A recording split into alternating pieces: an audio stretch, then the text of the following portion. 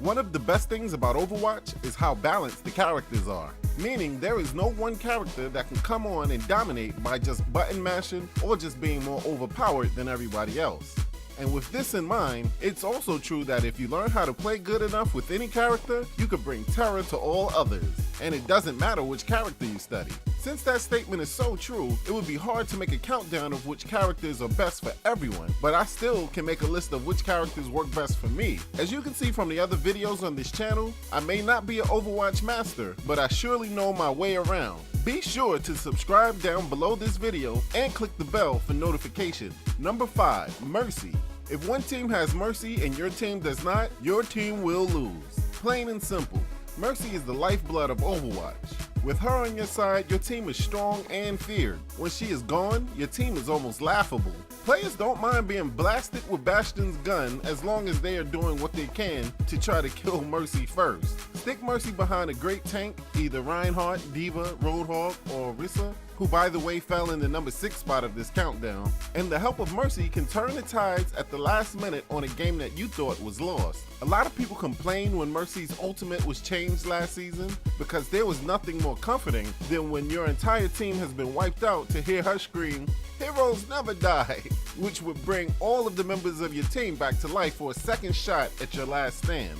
But even with the new abilities that Mercy has, like bringing someone back to life early on in the match, Mercy's help will give your team an early lead. A team without Mercy is a team who is more concerned with having individual fun than winning as a group. Even her gun was updated. So now when she's not healing her flock, she is lighting somebody up with what feels like a gunfight in Star Wars.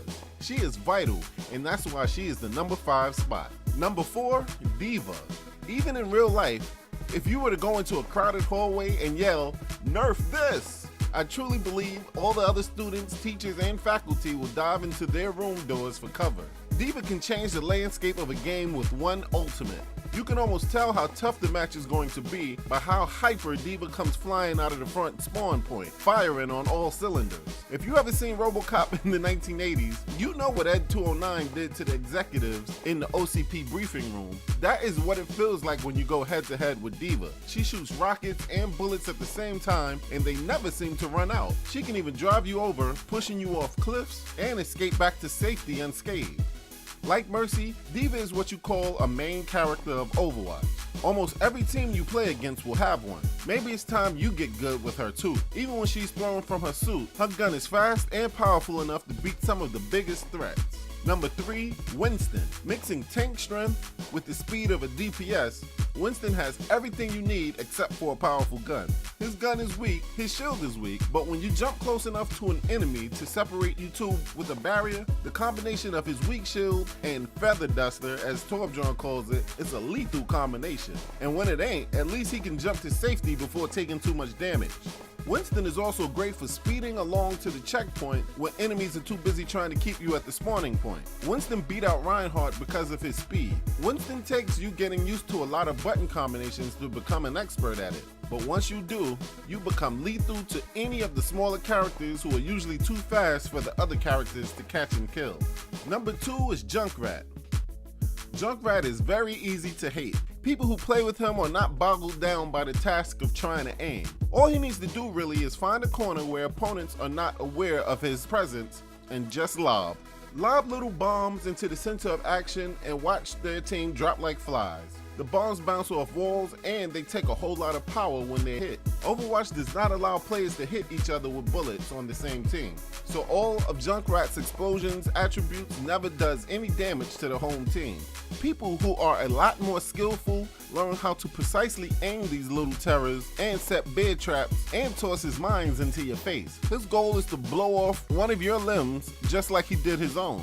Junkrat is a maniac. His playstyle matches his personality to the T. Run a lot and jump a lot as you do with all other characters, and Junkrat causes more damage to a goal than anyone else. I issue you a challenge. From this day forward, I want you to count who gets play of the game more often. Junkrat's ultimate always has the potential for a team kill. There is not much a team can do when they don't stick together, but just the sound of fire in a hole makes everyone scatter like roaches when the lights are turned on. Just like Deva, Junkrat uses the fact that people need to group up and stick together against them. Number 1, Taube. Picking Torbjorn when played correctly is like having a 7th character on your team.